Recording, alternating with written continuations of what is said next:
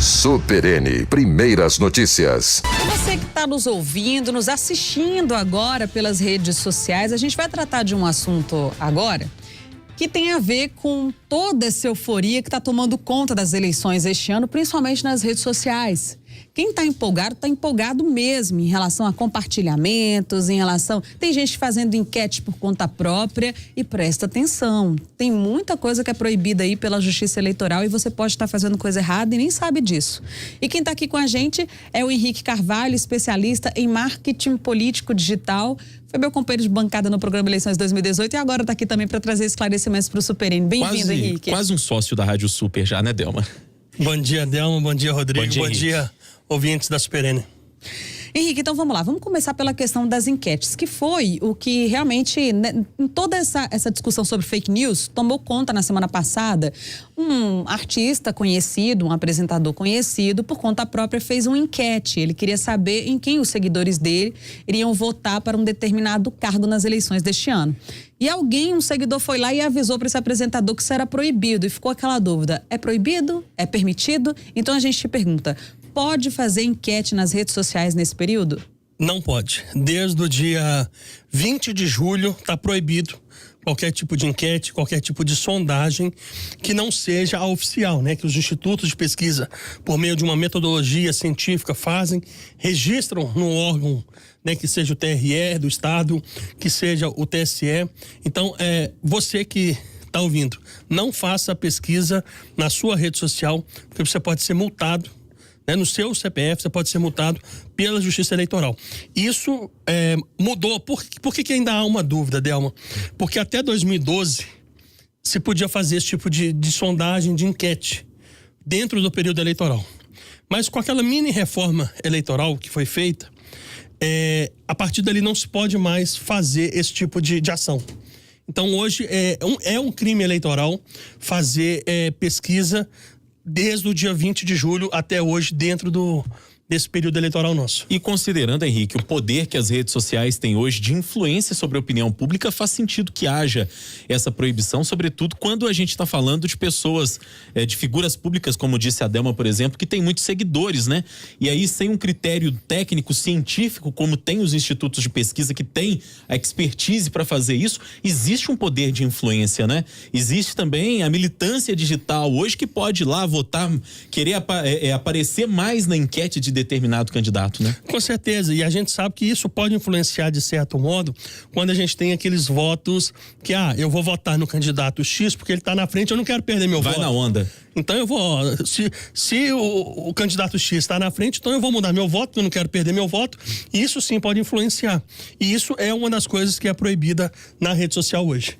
Henrique, em relação à questão de impulsionamentos, por exemplo, a gente teve uma polêmica aí recente de que um candidato estaria pagando influenciadores digitais para poder divulgar questões relacionadas ao partido dele nas redes sociais e levantou aquela questão.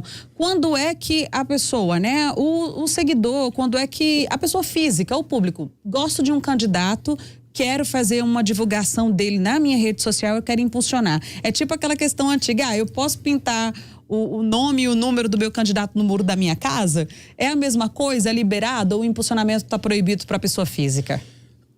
Tem que ficar bem claro o seguinte, só pode pagar para impulsionar na rede social o candidato, o partido ou o responsável pelo candidato, ou o responsável pela campanha, que aí seria o financeiro da campanha.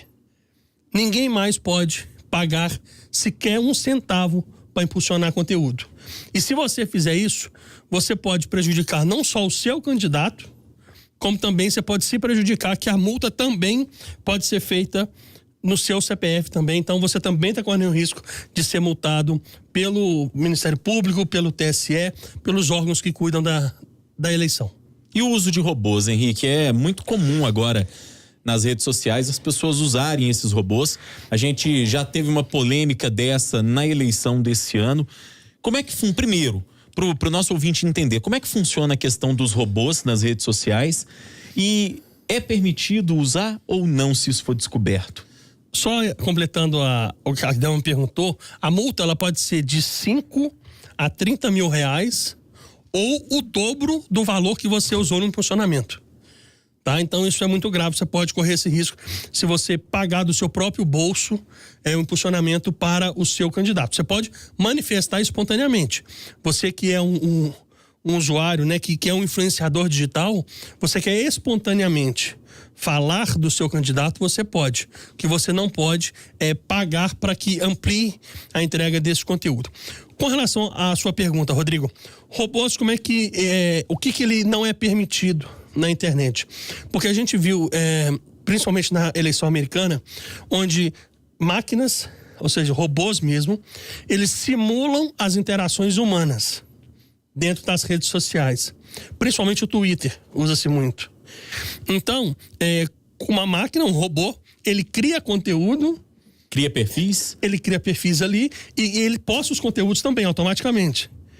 Então, se você entra num perfil, por exemplo, falso, você vai ver postagens sobre um certo conteúdo e aí aquilo ali acaba influenciando o que as outras pessoas, ou seja, o que os seres humanos, as pessoas mesmo estão falando, acabam sendo influenciadas por esses robôs. E isso também é proibido. Tá? Agora, só precisa deixar bem claro, porque eu até recebi uma dúvida essas semanas quanto a isso, porque existe um sistema de automação, que também são mensagens automáticas que você envia. A automação é diferente do uso de robô.